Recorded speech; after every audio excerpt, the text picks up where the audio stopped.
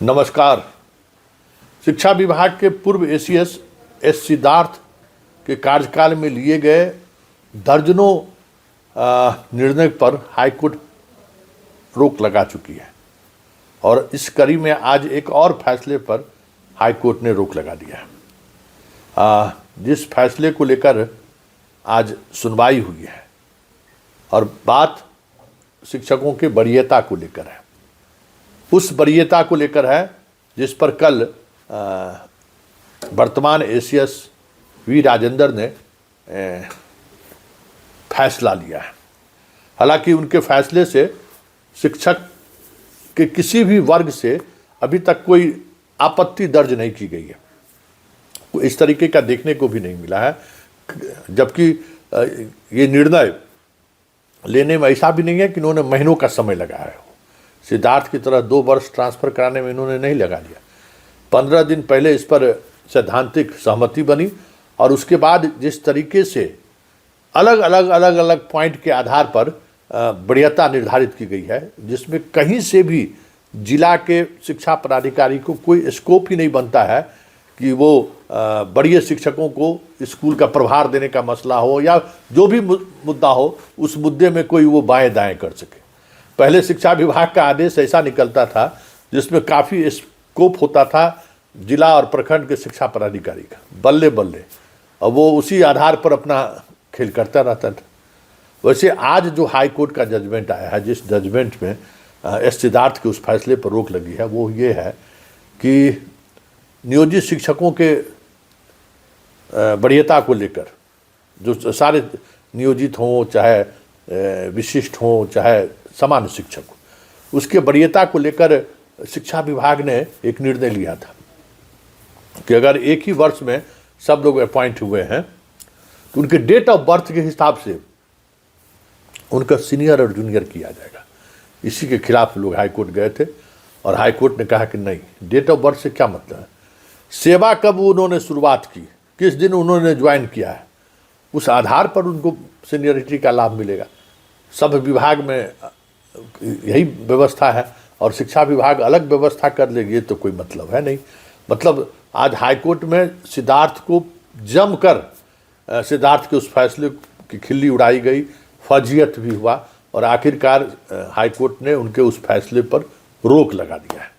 क्या हुआ आज हाईकोर्ट में और किस तरीके से सुनवाई हुई, चलिए हम चलते हैं मृत्युंजय जी के पास। सीनियर एडवोकेट हैं, शिक्षा विभाग के तमाम मामलों पर उनकी खास पकड़ रहती है। शिक्षा विभाग के मुद्दों को लेकर सबसे ज़्यादा वो हाई कोर्ट में मुखर रूप से अपनी बात भी रखते हैं। क्या हुआ है जरा आप भी सुनिए। हेलो, नमस्कार। नमस्कार। हाँ संतोष बाबू, ये आवाज आ रही है? हाँ आवाज आ रही है सर। पदोन्नति को लेकर कोई जजमेंट आया हाई कोर्ट में आज? हाँ, एक ऑर्डर था जी विभाग का 4206 22/11/25। जी तो उसमें सीनियरिटी को कैलकुलेट करने का ऑर्डर निकला था। जी जी उसमें बोला गया था कि जो एक्सक्लूसिव टीचर हैं, स्कूल टीचर हैं, नियोजित टीचर हैं, जी तो तीनों की सीनियरिटी, टोटल सीनियरिटी कैलकुलेट होगी। जी उसके लिए मिनिमम क्वालिफिकेशन 1 साल 8 साल का आपको सर्विस होना चाहिए एज ए नियोजित टीचर। जी और किसी स्कूल में अगर एक से ज्यादा टीचर हैं, जी स्कूल टीचर या एक्सक्लूसिव टीचर या नियोजित टीचर, जो 8 साल इनका सर्विस एज ए नियोजित टीचर पूरा हो चुका है, जी जी तो उनका सीनियरिटी काउंट होगा डेट ऑफ बर्थ से। अच्छा, ये सरकार का फैसला था? ये सरकार का फैसला था जी उसी को हम लोगों ने चैलेंज किया था कि किसी भी सीनियरिटी को काउंट करने के लिए डेट ऑफ ज्वाइनिंग इम्पोर्टेंट होता है। जी उसको सरकार ने नजरअंदाज किया है। जी उसी ग्राउंड को देखते हुए ऑनरेबल ने उस ऑर्डर को स्टे करने का फैसला दिया है जी और अभी स्टे करके कितने शिक्षक इससे प्रभावित हुए होंगे सर? शिक्षक तो तीनों कैटेगरी के प्रभावित होंगे। अच्छा अच्छा अच्छा, स्कूल टीचर भी, एक्सक्लूसिव टीचर भी और नियोजित टीचर भी। ठीक है सर, ठीक है। तो आपने सुना, बहुत कुछ आपको समझ में आ गया होगा कि मसला क्या है, लेकिन एक सवाल है कि सिद्धार्थ के फैसले की वजह से जिस तरीके से सरकार कोर्ट में आए दिन असहज हो रही है, क्या उनके इस की वजह से जो सरकार को नुकसान हो रहा है, या फिर सरकार जो असहज हो रही है तो क्या कार्रवाई करने का मन बना रही है क्या? क्योंकि एक फैसला नहीं, आए दिन फैसला ले रहे हैं वो, लिए उन्होंने, और वही वो फैसला है जिन फैसलों को लेकर हम लगातार सवाल खड़े करते रहे कि सिद्धार्थ जी का ये फैसला तुगलकी फैसला है और कहीं से भी ये नियम संगत नहीं है।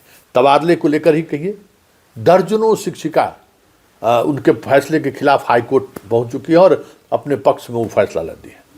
दर्जनों शिक्षा, एक दो नहीं, मतलब जिस आधार पर ट्रांसफर किया गया उस आधार पर तो अभी तक जांच भी नहीं हुआ है, लेकिन जो तरीका अपनाया गया उसमें अब पटना जिन्होंने चॉइस दिया उनको आरा दे दिया, ऐसे आरा वाले को जो है सो बक्सर दे दिया।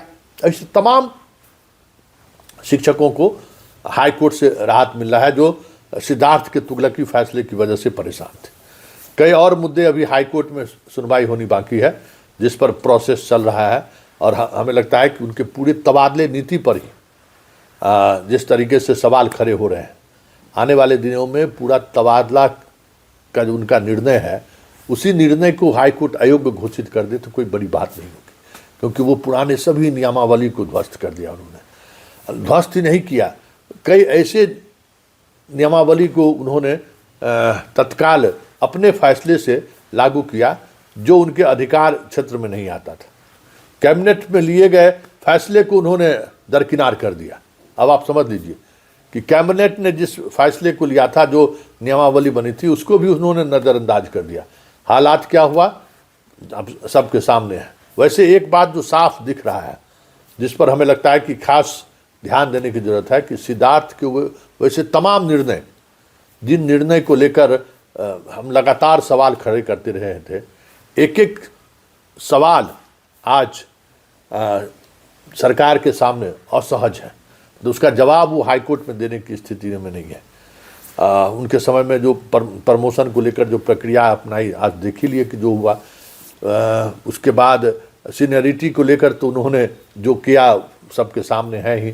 ट्रांसफ़र वाली बात पर जो हो रहा है वो आप देख ही रहे हैं कि हर किसी को हाई कोर्ट जाना पड़ रहा है। इसके अलावा उन्होंने कई ऐसे फैसले लिए हैं, वित्तीय फैसले, जिस पर भी जांच चल रही है, और आने वाले समय में उनके वित्तीय फैसले को लेकर